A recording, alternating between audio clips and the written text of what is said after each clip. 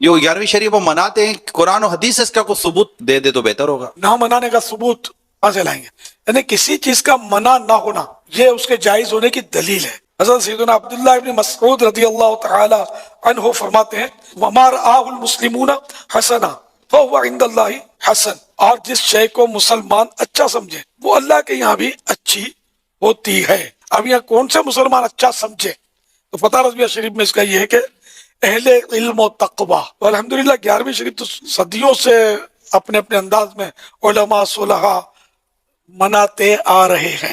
اس لیے وہ ہر چیز کے لیے یہ کہنا کہ اس کا ثبوت میں صحیح کہتا ہوں، یہ اصول ثبوت یہی ہے کہ کسی شے کے عدم جواز کی دلیل نہ ہونا خود دلیل جواز ہے، ورنہ تو آپ قدم بھی نہیں اٹھا سکتے۔ لینتر کی مسجدیں کہاں ہوتی تھی اس دور میں؟ کارپیٹ کس طرح کے بچھتے تھے؟ پکی چھتیں کہاں تھی؟ مسجد نبوی شریف کی بھی کوئی اس طرح کی پکی چھت تھوڑی تھی اس دور میں۔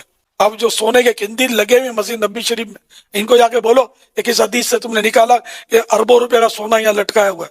صحیح ہے، ہم تو جائز بولتے ہیں۔ یہ اربوں روپے کا مطلب غلاف ہر سال لگتا ہے کعبے شریف پر۔ کعبے شریف کا غلاف تو ہے، اس کی تو پرانی تاریخ ہے، لیکن مطلب ہے کہ اتنا قیمتی ہونا اسی انداز کا لگاؤ۔ تمہارا یہ کہ جس کو منع نہیں کیا شریعت نے وہ جائز ہے، تو یہ کعبے کو غلاف دینا قیمتی تعظیماً بالکل جائز ہے۔ اربوں نہیں خربوں روپے کا ہو تب بھی جائز ہے۔ دنیا بھر کا سونا مسجد نبوی شریف میں اگر خوبصورتی کے لیے لگا لیا گیا تو ناجائز کون کہے گا؟ اور تو سڈنلی ڈیفینیشن مان لی ہے سر، حضور نے منع فرما دیا۔ صحیح مسلم میں حدیث ہے 2005 نمبر، اور یہ حدیث کے راوی ہیں امام جعفر، اور انہوں نے روایت کی ہے امام باقر سے، اور امام باقر نے روایت کیا ہے جابر بن عبداللہ سے کہ نبی علیہ السلام جب کبھی بھی جمعے یا عید یا کسی اور موقع پر تقریر کرتے تو آپ کی آنکھیں سرخ ہو جاتی، آواز بلند ہو جاتی، جیسے کوئی جرنیل اپنی فوج کو تیار کر رہا ہو، اور آپ فرماتے کہ میں اور قیامت اس طرح ساتھ بھیجے گئے ہیں جیسے یہ دو انگلیاں، اور پھر آپ کہتے اما بعد فإن خیر الحدیث کتاب اللہ وخیر الہدی ہدی محمد صلی اللہ علیہ وآلہ وسلم وشر الامور محدثاتها وکل محدثۃ بدعہ وکل بدعۃ ضلالہ وکل ضلالۃ فی النار۔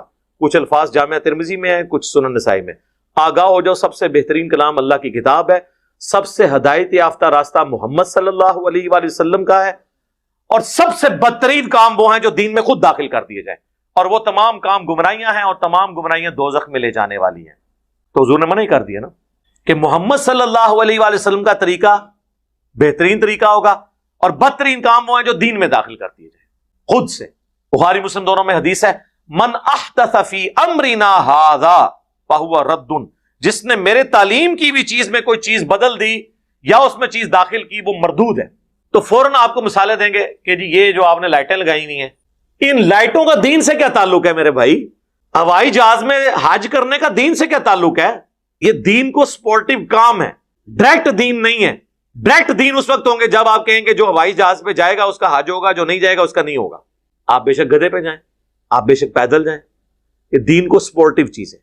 کیمرے میں ریکارڈنگ دین کو سپورٹیو چیز ہے۔ نماز پڑھتے ہوئے کوئی کہتا ہے اوپر اس قالین کے اور سامنے اس اے سی شریف کے، کہتا ہے، اور نیچے سیلنگ شریف کے، اور منہ طرف خانہ کعبہ شریف کے، یہ کو کہتا ہے؟ تو یہ دین نہیں ہے، دین کو سپورٹیو چیز ہے۔ تو حضور نے ان چیزوں سے تو منع نہیں کرنا تھا نا۔